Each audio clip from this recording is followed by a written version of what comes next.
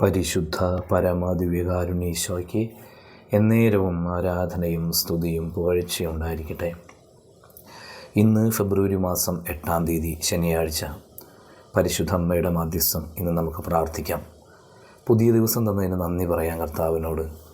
ഈ ദിവസം മുഴുവനും കർത്താവിൻ്റെ കരം പിടിച്ച് നടക്കാൻ വേണ്ട കൃപയ്ക്കായി പ്രാർത്ഥിക്കാം.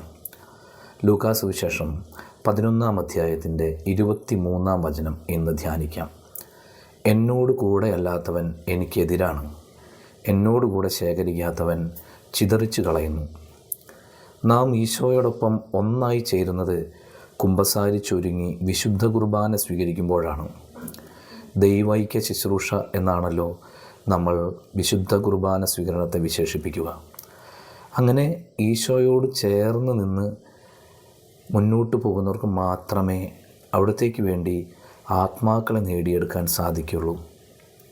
ഈശോയോട് ചേർന്ന് നിന്ന് ഈശോയുടെ സ്വരം തിരിച്ചറിഞ്ഞ് ജീവിക്കാൻ പറ്റാത്തവർ, അവർ പോലും അറിയാതെ തിരുസഭയെയും വൈദികരെയും സന്യസ്തരെയും ആത്മീയ ശുശ്രൂഷകളെയുമെല്ലാം വിമർശിക്കാനും കുറ്റപ്പെടുത്താനും തുടങ്ങും. അതോടെ സമൂഹത്തിൻ്റെ ഐക്യം നഷ്ടപ്പെടും, അസ്വസ്ഥതകളുണ്ടാകും.